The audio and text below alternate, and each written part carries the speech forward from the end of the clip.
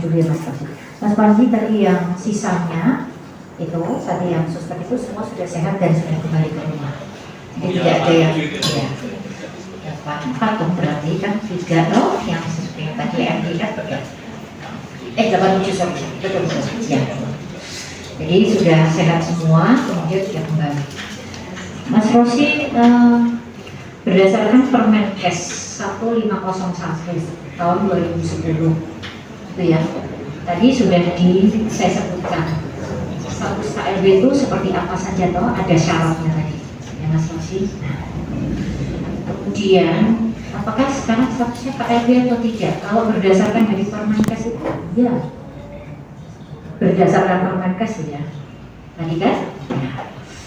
Nah kan kemudian ini kan terjadi di satu daerah, satu area, itu harus di statementkan dulu di wilayah itu, baru provinsi dan kemudian mungkin rekomendasinya ke Kementerian Kesehatan.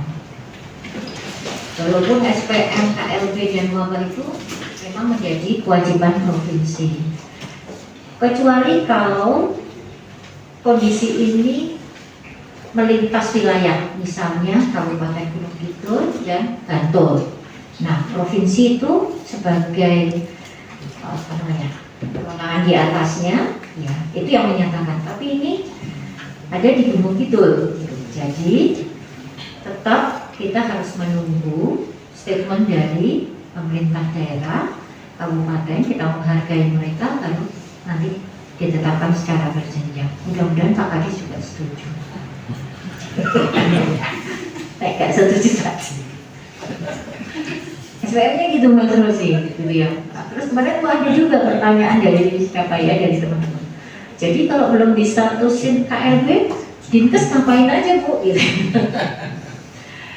Iya, bukan kita nunggu KLB terus kita bergerak gitu kan. Tadi data yang dibaca Bu Karima, kemudian yang kami sampaikan, Pak Kadis pertanyaan sampaikan, itu adalah hasil kerja yang sudah dilakukan walaupun belum distatuskan KLB. Kira-kira gitu ya Mas Rosi, bisa diterima? Atau ada yang mau ditanya? Kayaknya kok wajahnya kayak gimana gitu. Kalau dari Pembayun itu, jadi kami ada aturannya di Permenkes 1501 tahun 2010. Monggo nanti di searching sama teman-teman. Jadi status KLB itu seperti apa? Oke? Atau monggo Pak Kadis. Mas Rosi, terima kasih. Sebenarnya penanganan secara non-normatif itu seperti yang Anda sampaikan itu sudah sangat tegas. Jadi sebenarnya itu hewan ya tidak perlu dibakar, sebelum ditanam itu dibakar. Itu di semen sekian puluh tahun nggak boleh ada aktivitas di situ.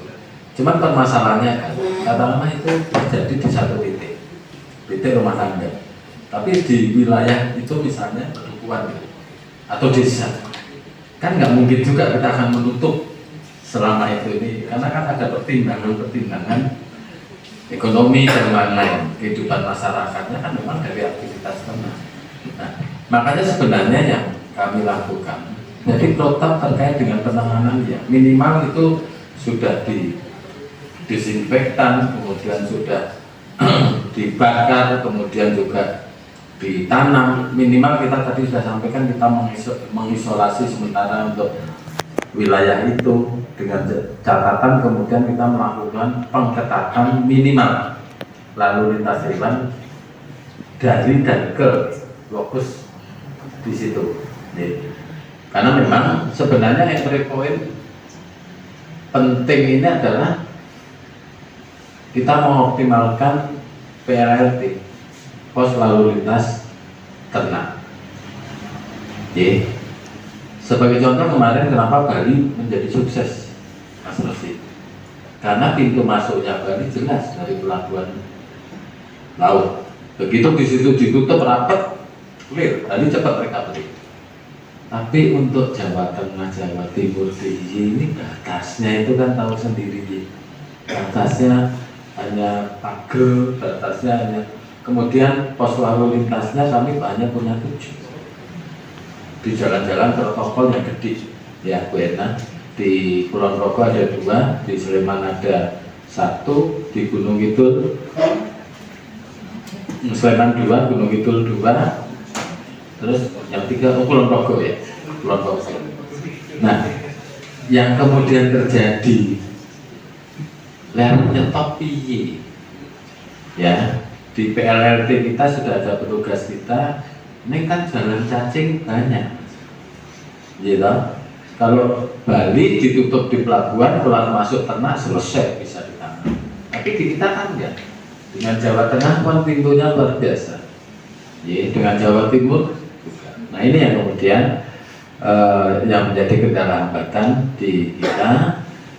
Meskipun saya tidak mengatakan bahwa pemerintah nggak mampu, enggak juga. Tapi kita akan berupaya terus di dalam keterbatasan untuk kita tangani. Dan hal